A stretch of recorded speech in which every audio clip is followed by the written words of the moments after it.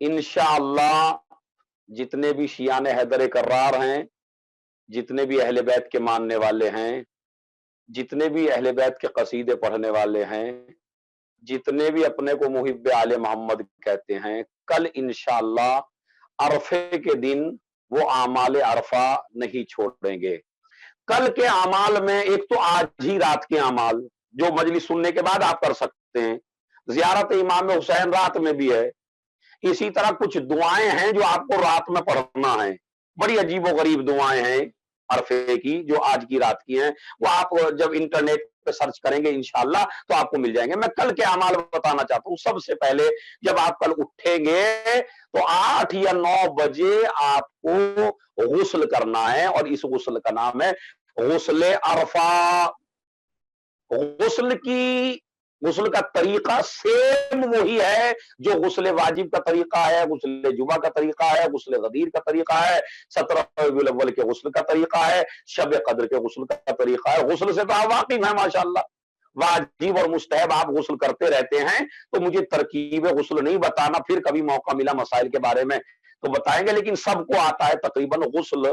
نہیں آتا تو اب انٹرنیٹ پہ کسی پوچھنے کی ضرورت نہیں، سرچ کر کے آپ دیکھ سکتے ہیں۔ تو غسل کرنا ہے، نیت کرنی ہے غسل عرفہ کرتا ہوں سنت قربتن اللہ۔ یہ جیسے ہی غسل آپ کر کے فارغ ہوں گے تو آپ ایسے ہو جائیں گے کہ جیسے آپ گناہوں سے بالکل پاک و صاف ہوں۔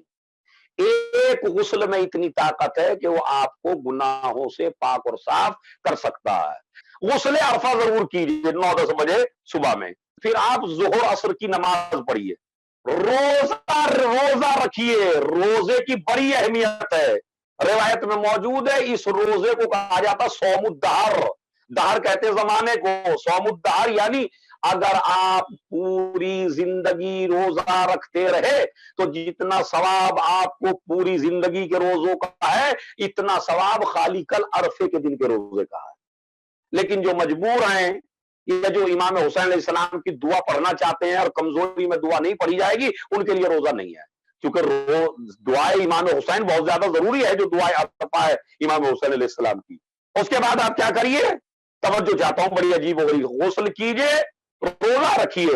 روزہ بعض روایت میں ہے ایک روزے کا ثواب 60 سال کے روزوں کے برابر ہے، نہیں آیا دوسری روایت میں ہے پوری زندگی کے روزے کے برابر ہے۔ تو روزہ بھی آپ نہ چھوڑیے۔ تو پہلا عمل غسل ہے، دوسرا عمل روزہ ہے، تیسرا عمل جیسے ہی نماز ظہر عصر تمام ہو جائے تو فوراً آپ 2 رکعت نماز پڑھیے۔ 2 رکعت نماز عرفہ پڑھتا ہوں سنت قربتن اللہ، بالکل صبح کی طرح پڑھ لیجئے۔ حالانکہ موجود ہے پہلی رکعت میں سورہ الحمد کے بعد سورہ قل واللہ، دوسری رکعت میں سورہ حمد کے بعد سورہ قل یا ایھا الکافرون، لیکن اگر نہیں قل یا ایھا الکافرون یاد ہے دوسرا بھی کوئی سورہ پڑھ سکتے ہیں۔ بالکل صبح کی طرح 2 رکعت نماز پڑھیے ناظرین محترم، دعائے عرفہ۔ اس کے بعد جب 2 رکعت نماز ختم ہو جائے پھر آپ تسبیح زہرا پڑھیے۔ تسبیح زہرا پڑھنے کے بعد پھر آپ اکیلے میں بالکل اتنی آواز میں جو آواز آپ کے برابر میں بھی نہ جا سکے، یعنی جو برابر میں لوگ بیٹھے ہیں ان کو بھی سنائی نہ دے، بس یا تو دل میں کہیے یا زبان سے کہیے تو اتنا کہ کسی کی سمجھ میں نہ آئے، کہیے اعتراف گناہ کیجئے، اعتراف جرم کیجئے۔ یہ بڑا عمل ہے کل کا، یعنی کل کے دن آپ کو 2 رکعت نماز پڑھنے کے بعد اللہ کے سامنے اپنے گناہوں کا اقرار کرنا ہے۔ معبود میں نے جھوٹ بولا، معبود میں نے حسد کیا، معبود میں نے فلاں پہ ظلم کیا، معبود میں نے چوری کی، معبود میرے سے یہ غلطی ہوئی، معبود میرے سے یہ غلطی ہوئی، مگر اتنی آواز میں کہ دوسرا نہ سن لے، اس لیے کہ اگر دوسرا سنے گا تو اس کی نظر میں آپ کی عزت کم ہو جائے گی، یہ تو بڑا گناہ گار ہے۔ اب سمجھا آپ نے، اللہ آپ کو ذلیل نہیں کرنا چاہتا، کہتا ہے کہ تم میرے سامنے اعتراف کر لو، جب تم اعتراف کرو گے تو کل کے دن کی برکت سے میں تمہیں معاف کر دوں گا۔ اتنا بہترین موقع، اتنا اچھا موقع، اتنا نائس بہترین وقت ہے کل آپ کے لیے، بہترین موقع ہے آپ کے لیے۔ آپ اپنے پروردگار سے معافی مانگیے نا کل، اور گناہوں کا اعتراف کیجئے۔ دیکھیں شریعت اسلام کا یہ مسئلہ ہے، ایک آدمی وہ ہے جو گناہ کرتا ہے، ہو جاتا ہے گناہ، ہم سے بھی ہوتا ہے، آپ سب سے ہوتے ہیں، آپ نے گناہ کیا. ایک دوسرا انسان ہے جس نے گناہ کیا مگر گناہ کر کے لوگوں کو بتا دیا. شریعت میں کون سا بڑا مجرم ہے؟ گناہ میں نے بھی کیا، گناہ آپ نے بھی کیا، لیکن آپ نے اپنا گناہ کر کے چھپا لیا، میں نے گناہ کر کے لوگوں کے سامنے بیان کر دیا. اگر میں نے یہ فقر کے ساتھ بیان کیا تو مجھ میں اور یزید میں کوئی فرق نہیں ہے، پھر مجھ میں اور ہرملہ میں کوئی فرق نہیں ہے. اس لیے کہ میں اپنے گناہ پہ فخر کر رہا ہوں اور لوگوں کو بتا رہا ہوں، اور جیسے جیسے لوگوں کو بتا رہا ہوں لوگوں میں بھی گناہوں کی ضرورت بڑھتی جا رہی ہے. اسی لیے الغنا اشد من الزنا، غنا گانے کا عذاب زنا سے زیادہ ہے. کیوں؟ اس لیے کہ زنا دو آدمی اکیلے کرتے ہیں، گانا تو لوگوں کے جذبات کو بھڑکاتا ہے، اس لیے گناہ زیادہ ہو جاتا ہے. تو دیکھیے تاریخ اسلام میں ہمارے سامنے ایک ہے حر اور ایک ہے حرملہ. آپ یہ بتائیے آپ حر بننا چاہتے ہیں یا حرملہ؟ حرملہ کہتے ہیں اسے جو گناہ کرنے کے بعد اپنے گناہ پہ فخر کرے، اسے کہتے ہیں حرملہ. اور جو گناہ کرنے کے بعد بارگاہ خدا میں معافی کے لیے سر جھکا دے یا بارگاہ حسین میں سر جھکا دے، اس کا نام ہے حر. اب آپ کو فیصلہ کرنا ہے آپ کو کیا بننا ہے، حرملہ بننا ہے یا حر بننا ہے.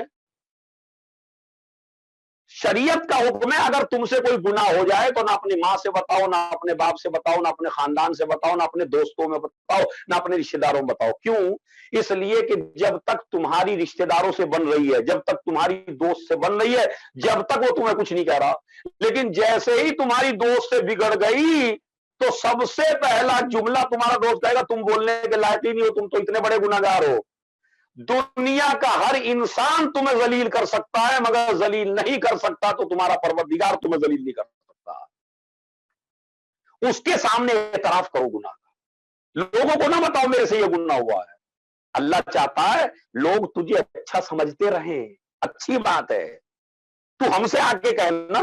اور اگر زبان سے کہتے ہوئے تو خالی دل میں ارادہ کر لے، دل سے ارادہ کرے گا ہم تجھے معاف کر دیں گے. روایت میں موجود ہے کہ اگر کسی عورت کے ایک ہی بیٹا ہو اور وہ بیٹا اس کی نظروں سے غائب ہو جائے، کچھ دنوں کے بعد اس کو خبر ملے وہ بیٹا مر گیا، اور کچھ دنوں کے بعد پھر وہ پتہ چلے خبر جھوٹی ہے اور بیٹا سامنے آ گیا، تو جتنا اس ماں کو خوشی ہوتی ہے اپنے بیٹے کو دیکھ کے جس کی ایک ہی بیٹا ہو، اتنا ہی پروردگار خوش ہوتا ہے جب اس کا گناہگار بندہ اس سے معافی مانگ لیتا ہے.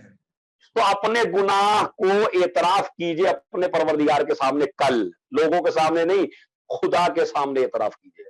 اب آپ نے خدا کے سامنے اعتراف کیا، اللہ نے آپ کو معاف کر دیا. اس کے بعد ہے 4 رکعت نماز امیر المومنین کی. یہ ماشاءاللہ مومنین اور مومنات پڑھتے رہتے ہیں. پہلی رکعت میں الحمد اور 50 مرتبہ قل هو اللہ، 50 مرتبہ یعنی 200 مرتبہ قل هو اللہ تقریباً ہوتی ہے 4 رکعت میں. تو خیر وہ پڑھنا بڑی عجیب و غریب روایت ہے، آپ کو پڑھنی چاہیے. تو 6 رکعت یہ ہو گئی. 4 رکعت امیر المومنین کی نماز، 2 رکعت نماز عرفہ، اور اس کے بعد زیارت حسین ابن علی. روایت میں موجود ہے اگر کوئی انسان زیارت حسین کل پڑھے، مخصوص زیارت ہے جو خالی سال میں ایک ہی بار پڑھی جاتی ہے، عرفے کے دن زیارت حسین ابن علی مخصوص زیارت ہے. ناظرین محترم بھولیے گا نہیں زیارت کو، گوگل پہ سرچ کر کے نکالیے گا زیارت حسین در یوم عرفہ، یوم عرفہ کے دن، عرفے کے دن کی نماز زیارت حسین. روایت میں موجود ہے اگر کوئی زیارت حسین پڑھے تو 1000 حج، 1000 عمرے، 1000 جہاد کا ثواب ہے اگر کوئی زیارت پڑھتا. اور اگر روزہ حسین پہ کل کوئی پہنچ جائے تو پھر اس کی تو کیا کیا رحمتیں اس کو ملتی ہیں، کیا کیا انعامات اس کو ملتے ہیں، کتنا ثواب اس کو ملتا ہے، اس کا معصوم کے علاوہ کسی کو نہیں پتا. اس لیے راوی نے پوچھا مولا یہ بتائیے ایک مجمع وہ ہے جو میدان عرفات میں جمع ہوتا ہے، یعنی کل میدان عرفہ میں جمع ہوتا ہے عرفے کے دن، ایک مجمع وہ ہے جو آپ کے دادا حسین کے روزے میں جمع ہوتا ہے. بتاؤ مولا کیا فرق ہے دونوں میں؟ امام جعفر صادق علیہ الصلوۃ والسلام نے فرمایا کہ وہ مجمع جو عرفے کے دن کعبے کے پاس ہے اور وہ مجمع جو روزہ حسین میں ہے عرفے کے دن، جب اللہ نظر رحمت ڈالتا ہے تو پہلے ظاہر حسین پہ نظر رحمت ڈالتا ہے، بعد میں ان پہ ڈالتا ہے جو اللہ کے گھر کی زیارت کے لیے گئے، حج کرنے کے لیے گئے. اور امام فرماتے ہیں اگر ہم ساری زیارت کے فضائل بیان کر دیں تو لوگ حج کرنا چھوڑ دیں، اتنا ثواب ہے میرے دادا کی قبر کی زیارت کا۔ یہ میرا موضوع نہیں ہے، بس میں آپ کو بتانا یہ چاہتا ہوں کہ آج آپ کو زیارت عرفہ، زیارت امام حسین اور زیارت دعائے عرفہ آپ کو کل ضرور پڑھنی ہے۔ اس کا فقرہ میں نے آپ کی خدمت میں پیش کر دیا، اس دعا میں کیا ہے ایک فقرہ پڑھوں گا چونکہ مجھے آگے جانا ہے۔ امام فرماتے ہیں دیکھیے یزید کے پاس دولت ہے، یزید کے پاس اقتدار ہے، یزید کے پاس سلطنت ہے، یزید کے پاس فوج ہے، یزید کے پاس میڈیا ہے، یزید کے پاس لشکر ہے، یزید کے پاس مفتی ہیں، یزید کے پاس علماء ہیں، یزید کے پاس قلمدان ہیں، لکھنے والے ہیں، تحریر کرنے والے ہیں، سب کچھ ہے یزید کے پاس۔ حسین کے پاس پیاس ہے، حسین کے پاس بے بسی ہے، حسین کے پاس مظلومی ہے، حسین کے پاس ظاہراً کچھ نہیں ہے، یزید کے پاس سب کچھ ہے، لیکن جیتا کون؟ حسین نے دعائے عرفہ میں کہا ماذا وجدا من فقدک، پالنے والے جس نے تجھے کھو دیا اس نے کیا پا لیا، اور جس نے تجھے پا لیا اس نے کیا کھو دیا۔ یزید کے پاس سب کچھ ہے مگر تو نہیں ہے، میرے پاس تو ہے مگر کچھ نہیں ہے، اور جس کے پاس تو ہو اسی کے پاس سب کچھ ہے۔ سنیے اور غور کیجئے اور فکر کیجئے، اس دعا کے فقرے یہ ہیں ماذا وجدا، جس نے تجھے پا لیا اس نے کچھ نہیں کھویا، اور معبود تو میرے پاس ہے، تو میرے ساتھ ہے میرے پروردگار، اور جس کے ساتھ تو ہو جائے پھر اس کا دنیا میں کوئی نہیں بگاڑ سکتا۔ ہاں اب میں بیان کرنا چاہتا ہوں یہ حسین ابن علی دعائے عرفہ میں کیا کیا بیان فرما رہے ہیں۔ اگر اسی موضوع پر پڑھوں تو اس پہ تو ایک اشرہ چاہیے بھائی دعائے عرفہ کی فضیلت کے بارے میں، لیکن میں یہیں پہ اس بات کو تمام کرتا ہوں کہ جس کے پاس خدا ہو اس کا کوئی کچھ بگاڑنے والا نہیں ہے۔ کیوں؟ اس لیے کہ سب سے بڑی طاقت ہے خدا کی طاقت۔ آپ نماز میں کیا کہتے ہیں؟ بحول اللہ وقوتہ اقوم واقعد، اے پالنے والے میں اٹھتا بھی تیری مرضی سے ہوں، میں بیٹھتا بھی تیری طاقت سے ہوں، میں اٹھتا بھی تیری طاقت سے نہ بیٹھتا بھی تیری طاقت سے، یعنی میری طاقت کچھ نہیں ہے، جو بھی کچھ ہے وہ تیری طاقت ہے۔ اور جس کے پاس خدا کی دی ہوئی طاقت ہو وہ فوجوں سے نہیں ڈرتا، وہ ظالموں سے نہیں ڈرتا۔ میں بتانا چاہتا ہوں تاریخ اسلام میں اور روایات میں موجود ہے جو خدا سے ڈرتا ہے وہ کسی سے نہیں ڈرتا، اور جو خدا سے نہیں ڈرتا وہ کائنات کی ہر شے سے ڈرتا ہے۔ اب آپ بتائیے آپ کو کس سے ڈر رہا ہے؟ اپنے خدا سے ڈرنا ہے، اپنے معبود سے ڈرنا ہے۔ یہ اعمال میں بتا چکا ہوں، دعا کی فضیلت بتا چکا ہوں۔